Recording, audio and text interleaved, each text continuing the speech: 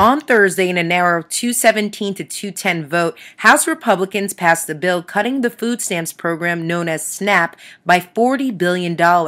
According to the nonpartisan Congressional Budget Office, this could leave 4 million Americans without benefits next year. Largely voted on party lines with no Democrats voting for the bill, it doesn't look like it will be making much progress.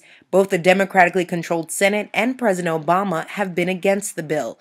But regardless, the current $80 billion a year program often falls victim to myths and misinformation. And in a round of real news myth busting, let's take a look at what's been said about SNAP on Capitol Hill. Myth 1. SNAP recipients don't want to work. Ought to earn the benefits you receive. Look for work. Start job training to improve your skills or do community service, but you can no longer sit on your couch or ride a surfboard like Jason in California and expect the federal taxpayer to feed you. So who's getting fed on this proverbial couch? If you look at food stamp recipients, more than 3/4 of the households receiving SNAP have at least one child, elderly, and/or disabled person living there. Unemployed, childless adults who do not have disabilities are limited to 3 months of SNAP benefits every 3 years in most parts of the country. But due to the high unemployment, this requirement has been waived in most states. If the House bill were to become law, one of the House proposals would be to get rid of categorical eligibility, meaning citizens would no longer automatically qualify for food stamps if they are enrolled in another low-income assistance program. But that would mean 200,000 children who currently receive free school lunches would be kicked out of the program. Often depicted as a drain on the economy, studies have shown that those on food stamps actually helped create an economic stimulus. A USDA study found that for every $5 in new SNAP benefits generates a total of $9.20 in community spending. The program has always had the intention of being an economic stimulus. It started under the Great Depression at a time when not only did consumers not have money to be able to purchase a variety of things that they needed, but the farmers didn't have a way to sell the goods that they were producing. So eggs, cheese, vegetables, fruits, all those things that farmers were still continuing to try to grow couldn't be sold. And so the government decided to create this program not just to help people get food, but to help to be able to sell their goods. So it's always had that effect. So I think it's kind of just a misconception that people have about its intent from the very beginning. Myth 2. SNAP is riddled with waste, fraud, and abuse. What we want to do is take out some waste, fraud, and abuse, and we want to decrease the program by 5%. But, you know, as you have just heard, waste, fraud, and abuse occurs in the program. 10.5% of the stores that participate in food stamps are engaged in trafficking. So we think that if we just eliminate the waste, fraud, and abuse, we'll actually have more money to get to the people who need it. Yes, Congressman Harris is right that abuse happens in 10% of businesses that accept food stamps, but what's really important here, where the fraud happens or how often? By the USDA count, only 3% of all SNAP benefits represented overpayments, meaning they either went to ineligible households or went to eligible households but in excessive amounts.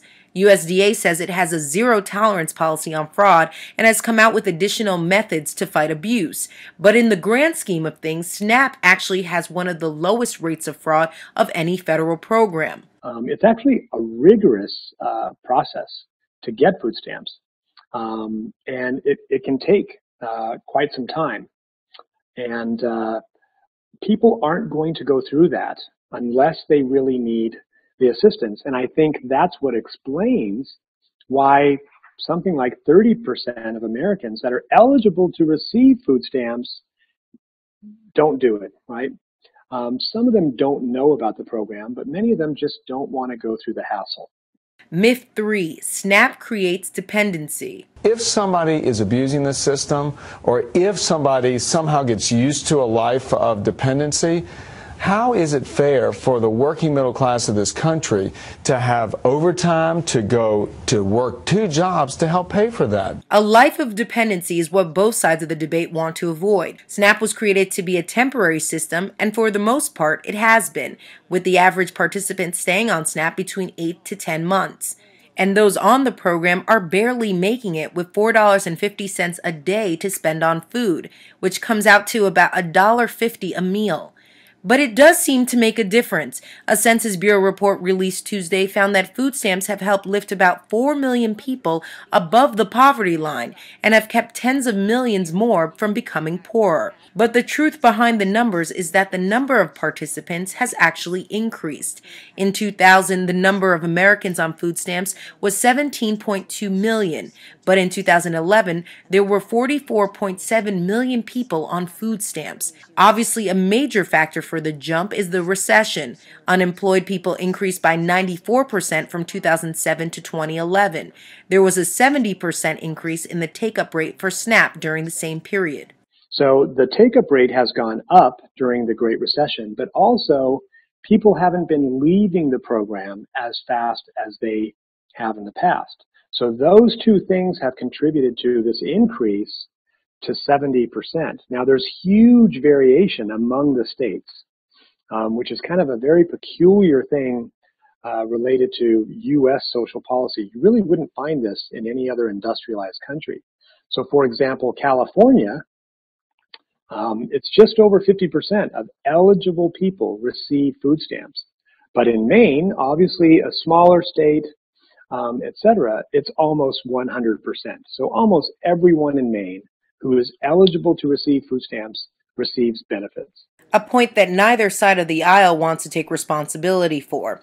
Experts point to a higher cost of living and stagnant wages as being the main catalyst for a growing number of people becoming eligible for the program.